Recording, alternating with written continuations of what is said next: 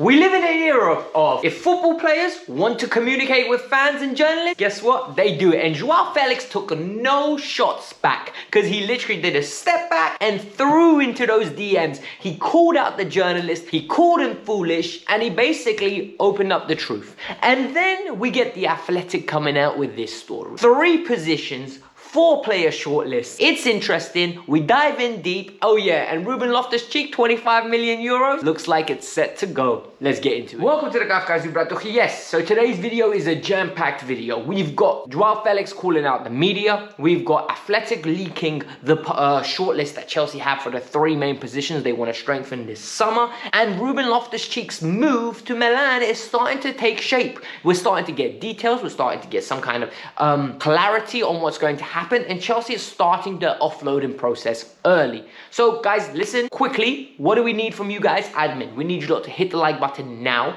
We need you to subscribe right now because you will forget later on in the video. And finally, if you want to hit me up on Instagram, pinned comment is below. Reach out with football related questions. I usually respond. But now let's move on with the video. So I had for dinner yesterday. I'm chilling. I'm having a nice burger. One of those nice juicy burgers. And all of a sudden, my phone starts blowing up. My phone is like ping, ping, ping, ping, ping, ping, ping, ping, ping, ping. I'm thinking, what is going on? What happened? And I know it's always Chelsea related. When my phone's blowing up like that, it's because Twitter, Instagram is blowing up my phone. It's draining my battery.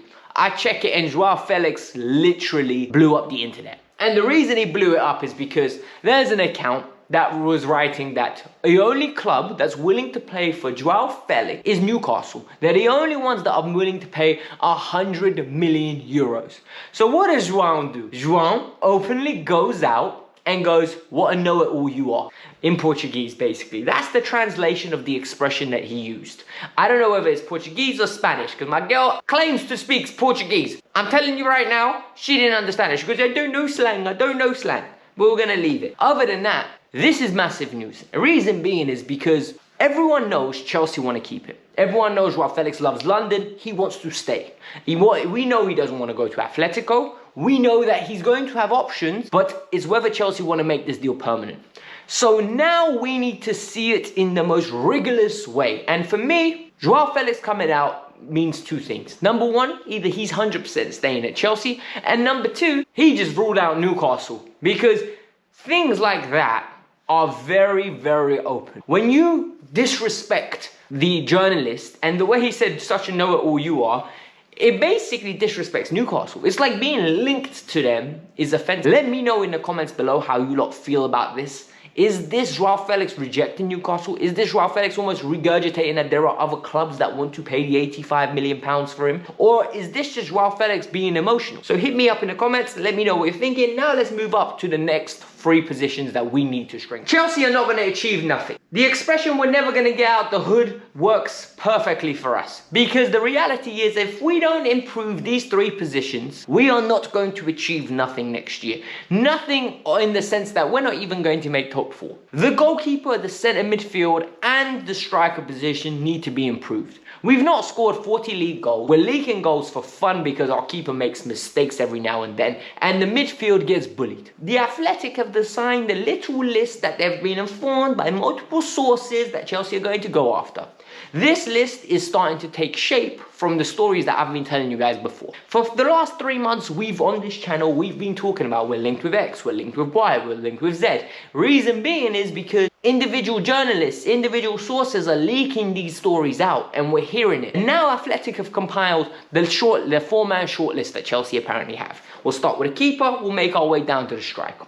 The keepers, Andre Onana, Inter Milan. This guy is extremely good with his feet, a good shot stopper, little bit on the short side, so struggles to come with for crosses. Martinez, Emiliano Martinez is adequate with his feet at best. Not really a goalkeeper that is comfortable using his feet in my opinion. He's more of a presence goalkeeper, likes to come for crosses, collects very well, punches the ball well, great shot stopper, and he's got the it factor. He's very egotistical, believes in his own abilities. He literally has an irrational sense of confidence. Then you get into the B-Tech keepers, in my opinion. These 2 are the ones that I think are going to be on the list if Chelsea can't form a deal, and those keepers will be privileged to be wearing a Chelsea shirt, in my opinion. You got Raya for Brentford. I think this is just a carbon copy of Kepa Arrizabalaga. I would rather keep Kepa than go and spend 30, 40 million pounds to bring in Jose Raya from Brentford, because whilst he's decent with his feet, the man is short. I think he's barely 6 foot. He struggles to reach the top corners. He gets packed from distance the same way Kepa does. He's just not the complete goalkeeper that we really need at this moment in time. And it would be a sideward step or even a backward step if we acquired him. And the final one is also a Spanish international, Sanchez. Robert Sanchez from Brighton. I don't want to be paying Brighton no more money. That's one of the key factors, because Brighton are going to sheg us. They're going to ask for around about 30 to 40 million pounds. That's a fee that we do not want to be paying for, in my opinion, a backup caliber goalkeeper. Extremely good with his feet. Decent shot stopper, but lets a lot in because of weak wrists. Where have we seen biscuit hands before? And more importantly, is known not to be a number one. I don't want him. That's just my personal opinion. So for me, out of the 4, I would go for Martinez, but I would not mind Donana. I really wouldn't. If that's the list we're getting, so be it. Let's work with it. The midfield. The midfield is where this list really takes a turn for the better, because the list is stacked with proper potential. But what I don't see in this list is similarity, because 2 of the players are very different and 2 of the players are very different to the other 2. So it's like Chelsea don't know what they're doing, because so now we have an out-and-out defensive midfielder in Declan Rice. He looks really strongly linked with Arsenal, and it looks like he's going to be moving there for 90 million pounds, 300k a week. Guys, for me, if that deal happens, no problem. I don't want to be paying 90 million for Declan Rice. I don't think he's worth it. That's just my personal opinion. Shoot me if you have. Lavia. Romeo Lavia has just been relegated with Southampton, 19-year-old international of Belgium, comfortable on the ball, covers the ground really well, got a great range of passing on him, decent in a tackle. He's only going to get better. He's only going to develop and nurture himself into a fine midfielder. Really like the player, high IQ, really versatile, whether he can do an 8 role.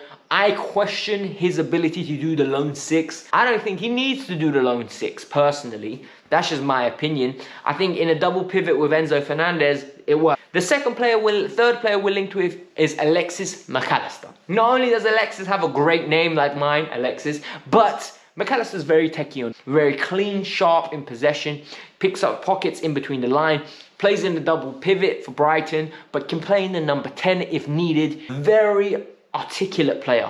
Like, he really likes to dictate tempo, likes to pick up the ball in final third, make the difference, pure strike on him. My only problem with him is we need another DM if we get him. Like, we're going to need a more negative-minded centre midfielder. We're going to need someone that wants to concentrate on the ugly side of the job. And the reality is, you can't have a midfield of him and Enzo with no dog in the middle. And in this case, they had Rodrigo de Paul for Argentina. Rodrigo de Paul was amazing. So the reality is, I think this move can't happen. I see him going to Liverpool. The one I see Chelsea breaking the bank for, and this one would be my pick. I like Lavia, I'll be over the moon with it. I won't mind Declan Rice, I don't want McAllister. Moses Caicedo. Caicedo is the complete midfielder. I call him the regen of Kante, and people need to understand why. Very strong, very quick across the ground, intelligent, neat and tidy on the ball, knows when to release it, knows when to take a pot shot, can dominate midfields single-handedly. He's got spider legs. Literally, he'll win the ball so clean and start an attack in one motion. Very, very complete player. Is he going to cost a lot of money? Yes, he's going to cost around about 90 million pounds, 80 million pounds. And you know what? He's worth every penny. If Chelsea can make the books work, make the balance, we're literally going to acquire a player that will be in our midfield for the next 7 to 8 years. He will literally be our N'Golo Kante when we went and splashed 35 million from Leicester City. People are going to say, Alex, that's a lot of money for an individual that's only 21 years old. Bruh, we've seen how good this individual is for 2 seasons now. Make it happen. Enzo and Caicedo is a midfield. It's a Latino takeover, people. Literally, put a little bit of, what's his name, Santos in there as well. We have got a nice midfield going forward. That would be my pick. And finally, the attackers. I'm very disappointed with the list of attackers, and that's just my personal opinion. A lot of you are going to be a little bit up and down with this list. Number 1 is Victor Osimhen. Victor Osimhen will cost us around about 150 million pounds. This is what they're linking us to. The reality is, I don't see Chelsea doing this. You buy him, you're not buying a CM and you're not buying a keeper of a proper caliber. You're going to be getting B-Tech level players, and the reality is, I don't even think 150 million pounds is going to be enough to get him out of Napoli. So I think this is a non-starter. That's personally for me.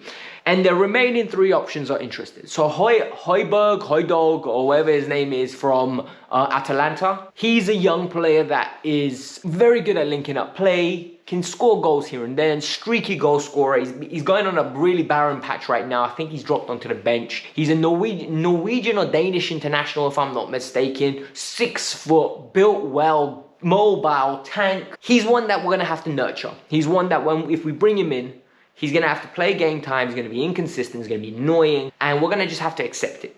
So this move could be the cheaper alternative.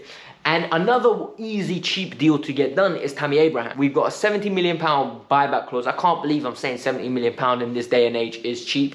Or I think it's 70 million euros. But Tammy's linked with the club as well. Tammy came out with some comments that Reece James wants him to come back. I don't think this is a coincidence. I think there could be legs in this deal.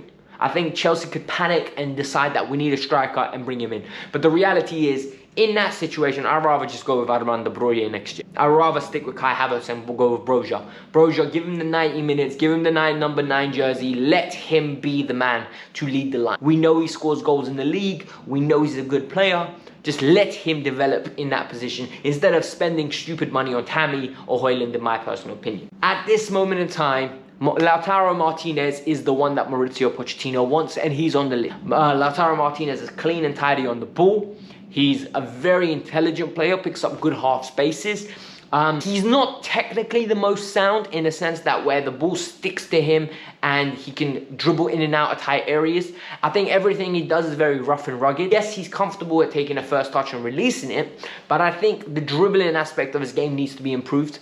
I think he needs to improve his finishing, but at the same time, I think his conversion rates are not going to be perfect due to the fact that this guy just lets it rip as soon as he receives the ball. Like, he's very aggressive in front of goal. That's my personal opinion. And you know what, guys? We've got a massive summer at hand, because if these three players come in alongside Nkunku, Joao Felix, and Malo Gusto, we've got a very good summer on our hands. It's going to be busy on the Kavkas View. We're going to be talking about a lot of football, and we're going to be enjoying our football come next season, hope. But now onto the sales, and it's a quick one. Fabrizio Romano has come out and literally reiterated that Ruben Loftus-Cheek's move to AC Milan is in concrete conversation. Chelsea are actively chasing the man to AC Milan. Milan have literally been impressed with what they've seen in him in the Champions League. They've been scouting the player. And the way Milan are currently built is they take low assets at this moment in time and buy them due to their upside. Ruben Loftus-Cheek's 27 years old, and at this moment in time, for 25 million euros, you're really acquiring a player that could be worth 50, 60 million potentially one day. So they are going to try bring him in to partner him with Benacer, Tonali, and Ruben Loftus-Cheek in a midfield 3. The reason being is they want to get him on loan with an option to buy. I don't know whether Chelsea are going to agree to that, but there's concrete discussions being held, and 25 million euros for me is a decent sum with a player with 1 year left on his deal. But guys, this was the Kavkas View. I hope you lot enjoyed the video. Hit the like button, subscribe to the channel. It has been a jam-packed video.